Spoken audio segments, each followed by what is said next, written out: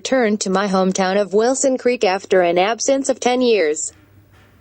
So many things have changed around here.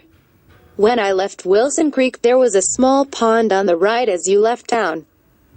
They have filled in this pond and they have built a large shopping mall there. A new post office has also been built just across from my old school. There is a baseball stadium on the outskirts of Wilson Creek which has been changed completely. They have now added a new stand where probably a few thousand people could sit. It looks really great. The biggest changes have taken place in the downtown area. They have pedestrianized the center and you can't drive there anymore. A European-style fountain has been built and some benches have also been added along with a grassy area and a new street cafe. My street looks just the same as it always has, but a public library has been built in the next street along. There used to be a great park there, but they have cut down all the trees, which is a pity. The library now has a large green area in front of it, but it's not the same as when the park was there. Another improvement is the number of new restaurants that have opened in Wilson Creek.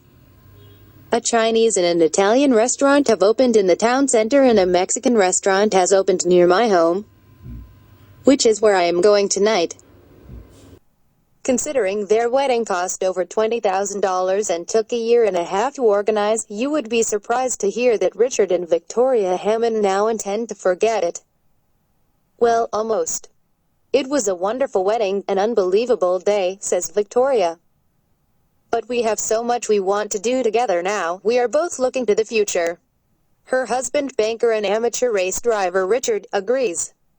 Both our minds are now fixed firmly on the future. I'll never forget our wedding ceremony or the reception we had at a cliffside hotel afterwards, but there's so much we want, so many hopes.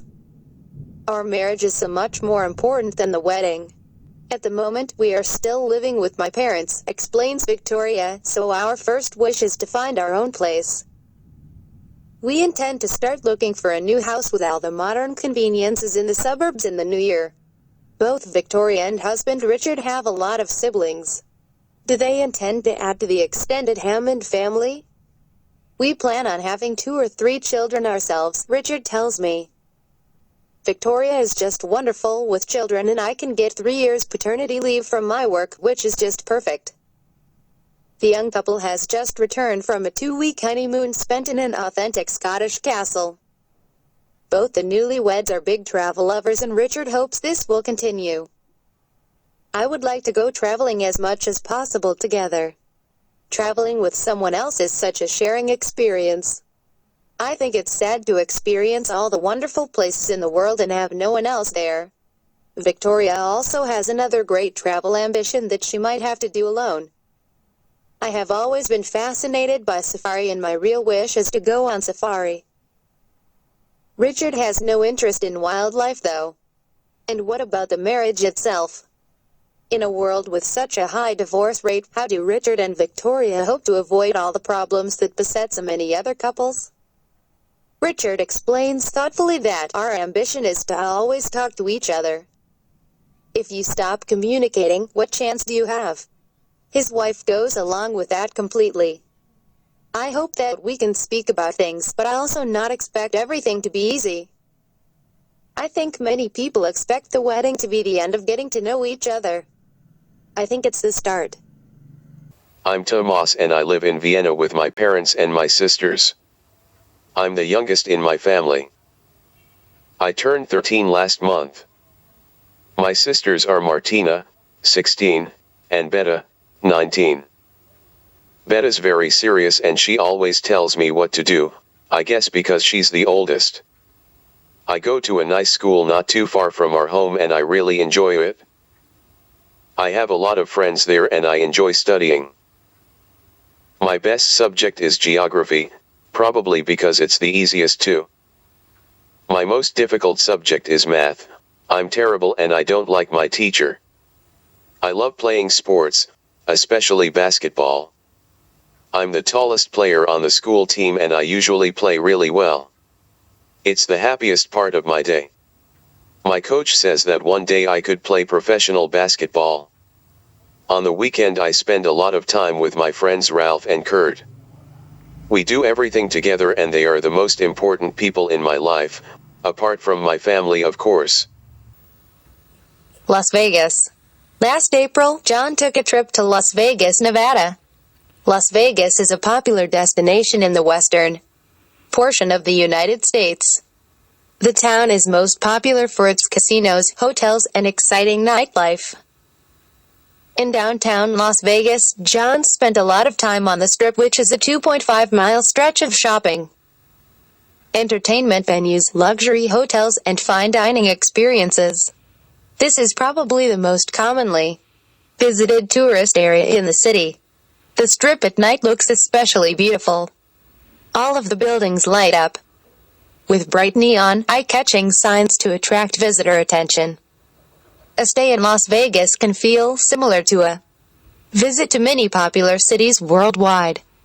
Many of the hotels have miniature versions of important international sites and monuments. These famous landmarks include the Eiffel Tower, Venice, and even ancient Rome. One day, Jen took a side trip outside of the city to visit the Grand Canyon, one of the 7 wonders of the natural world. The canyon offers a breathtaking view of Nevada's ridges and natural landscape. John especially liked the canyon because it was removed from all of the noise and movement in downtown Las Vegas. John had a great time during his trip to Las Vegas. He did not win a lot of money in the casinos. However, he managed to see a lot of amazing sights during his visit to this city that never sleeps. حاجة تحرق الدم. Going to work in the morning. My job is a long distance from my home, almost 50 miles away. I have to wake up early every morning, as I'm always in a rush. There's never enough time for a relaxed breakfast. At exactly 6 a.m., I get into my car and start the long drive.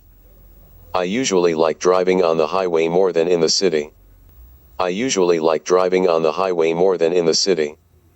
During the morning rush hour, though, it's not very enjoyable. The heavy traffic is a little bit annoying. So I always listen to my favorite classical music CDs in the car, Chopin, Mozart, and Bach. That cheers me up a lot. The drive to work takes about 1 hour. Going back home in the evening after work takes even longer. Maybe around 70 minutes. Lately I've been thinking about trying to take the train to work instead of driving. That way, I could still listen to my music with headphones, and even read a novel at the same time.